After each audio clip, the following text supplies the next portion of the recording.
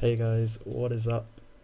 Today I'm coming back with the 6 Max Cash Game series, and the next video that I have put off making is 3 betting out of position. And yeah, it's in my intentions now to finish the series off. I know it was very popular when I started it, so I'm sorry for abandoning it, but yeah, I'm planning to finish it off now. So 3 bet out of position. Today we're going to be looking at small blind versus cutoff. It's basically you're going to be 3 betting more often out of the small blind, and the cutoff is in between the button and middle position and early position. MP and EP are roughly the same.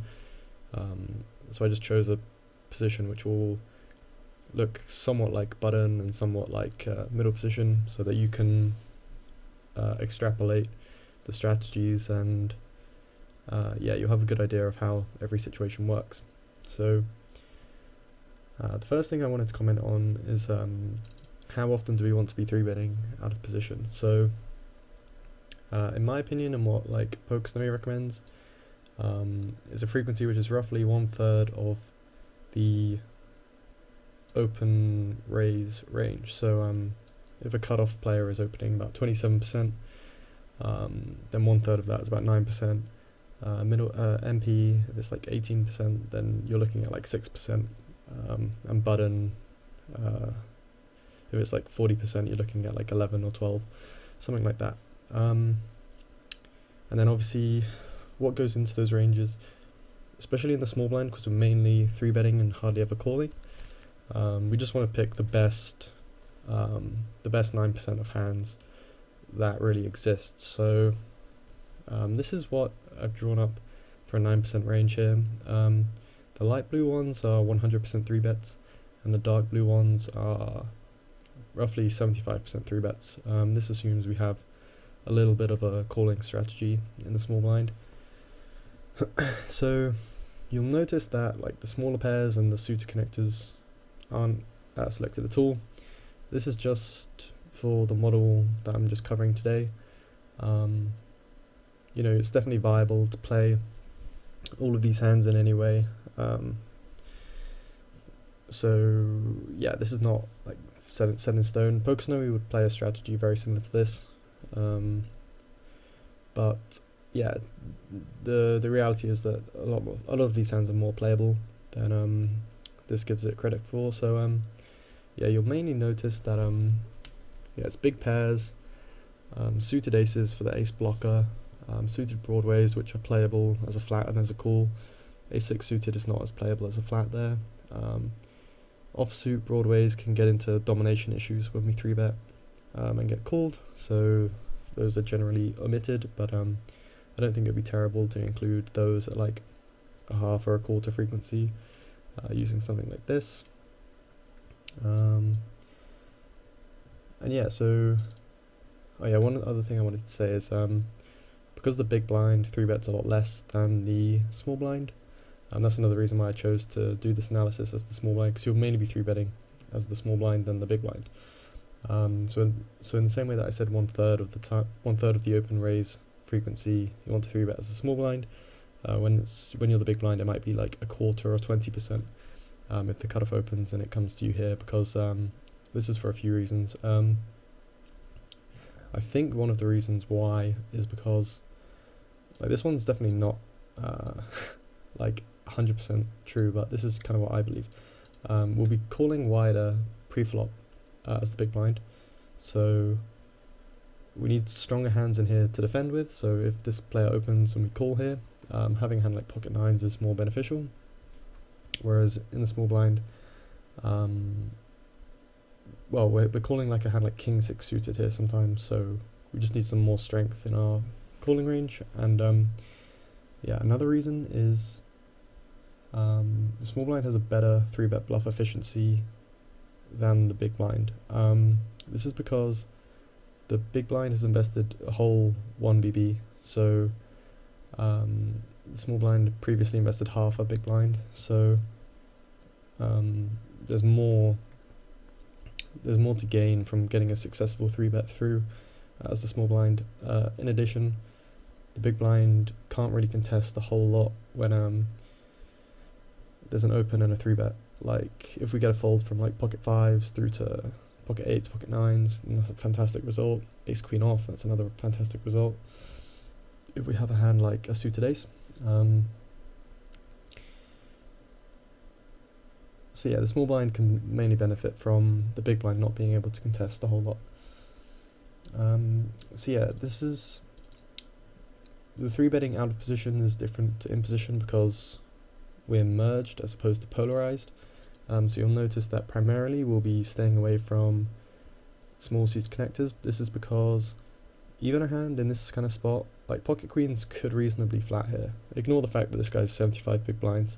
Just imagine it's a full stack player. Like pocket queens can reasonably be flatted, and like the suited connectors can have a really tough time overtaking them. And like 10-9 suited, 8-9, 7-8 suited, yeah, they're gonna struggle against like the middle of the calling range, which are like heavily dominating them. Yeah, whereas in position you have a bit more maneuverability with small suited connectors, a bit easier to play, and you have less kind of mid-strength pairs to play when you're out of position, which is good for you. And obviously, yeah, we're just picking the best 9% of hands, for example, so these hands we're just staying away from a bit more, whereas in position we're happy to like call the mid-strength stuff when we're, so if we 3-bet in position with nuts and air, we call more with medium strength stuff. So yep. And yeah, similar to the calling out of position, calling out of the blinds video, we just want to beat the expectation of minus 50 BB 100 in the small blind and minus 100 BB per 100 in the big blind. Some hands will perform better as a 3-bet over a call, over a fold, just like this. So I'll put this here. It's like a 3-bet might be better than calling, which might be better than folding, or 3-betting might be better than folding, and folding might even be better than calling. Like playing a hand like ace-5 suited as a call might be really bad, but playing it as a 3-bet might be really good, you know. So there's some scenarios like that. And yeah, when it comes to bet size, so potting it out of position, this is a pot, and I think potting it is fine against the shorter stack, but the general meta game right now is to raise 4x the open. That's a general idea. The idea behind it is because when we have some big hands, we want to maximize value, and we also want to prevent the player in position just calling an absolute shit ton and just outplaying us. So yeah, 3-betting out of position is generally bigger than in position. So what I recommend for in position is like 9 to 10% of effective stack size in position, and out of position 10 to 11% of effective stack size. So as stack depth increases, you generally want to size up a bit out of position.